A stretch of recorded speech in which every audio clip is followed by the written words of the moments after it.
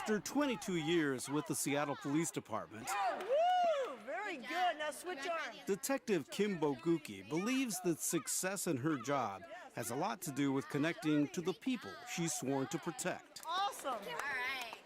The throat has all of this vulnerable area where you can't get muscles in front of it. So today we came out and we're teaching a self-defense class to the community, and then we'll sit down and have a meal together and just, you know, work on getting to know our neighbors better. I'm here. Boguki is with SPD's Community Outreach Program. She spends much of her time trying to build trust between police and the public. She has a passion for the job. There you go. Good. Good control too, Jose.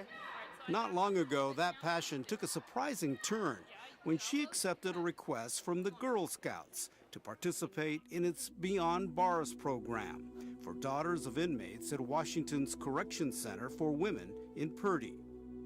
But before she started, she went to the prison to meet with the mothers. To get basically permission to work with their daughters. I didn't want them to call home and go, what are you working with the police for? She came in and started introducing herself to us, and slowly, hi, my name is Kim Boguki, I do this and that. I'm like, you mean you're a cop?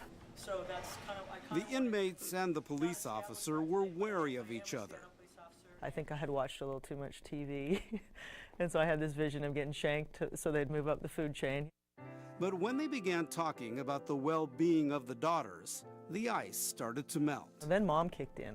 Then it wasn't, you're the police and I'm the person that got caught, but I'm the mom, and yeah, you know, their daughter being a victim, what would they do? Then Kim Boguki asked a question that would truly change her relationship with the women. If there was something somebody could have said or done to change the path that led you here, what would it be? Trying to continue the conversation, and really no one had an answer. I think it was Renata that said, you know, Kim, people don't ask us that. I sent money home, and my mom opened a phone account for me. Renata Abramson is serving a 14-year sentence for selling drugs and possessing firearms. For most of her life, she had a strong hatred for the police and passed that sentiment on to her children. One of her daughters did time with her at Purdy. But Kim Boguki's question moved Renata to think hard about her path to prison. In my mind, it like opened another road. It was like, okay, here was my road, and then here was this road that Kim was offering, you know. It made me think that things could have been different if I would have had somebody who cared enough to just ask that question. Renata took the question and ran with it. She started writing down her thoughts, and she encouraged other inmates to do the same. With this question, it's so deep that these women were pouring their hearts out on these papers. When Kim Boguki came back to the prison, Renata surprised her with a stack of essays. Wow, I still get a little emotional thinking about it, actually. When she handed me those papers, I think I could just feel how emotionally powerful and just what an amazing thing this was going to be, and I don't even think I understood what it would turn into. I've been gone for so long. It turned into the IF Project, founded by Renata Abramson, Kim Boguki, and Los Angeles-based filmmaker Kathleen Horan. The project is the place where inmates can write essays and poems about their lives and their path to incarceration. From anger and abuse, guilt and hatred, mistrust and misdeeds, love and sorrow, the IF Project gives them a voice to open up and lay out their raw emotions like never before. What if I listened to my mom and got out of the game? What if I chose my children instead of trying to make a name? What if I finished college and got that great degree? What if I heard my mom when she said, "Ange, you're killing me"? If someone could have told me and made me believe that I couldn't have done anything about my parents' divorce, and I really wasn't that different from other girls, and that the feelings that I was feeling were okay, that I was okay, I don't think I would have found myself on the path of destruction.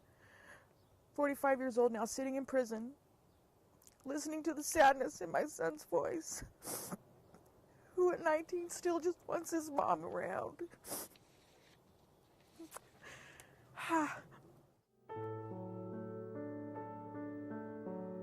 The IF Project has snowballed in the 2 years since Kim Boguki first posed her question.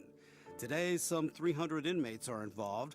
There are writing workshops, a website featuring the inmates' writings, and a support group to assist the women when they are released from prison.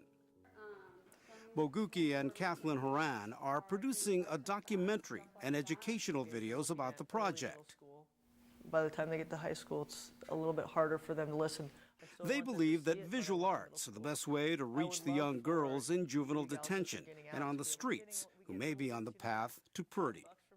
They'll listen to women or inmates. They aren't going to listen to me very much. They're probably not listening to whomever's at home or a teacher. And I said, you know, these women want to figure out how you don't follow in their footsteps. And they're like, well, we want to hear from them.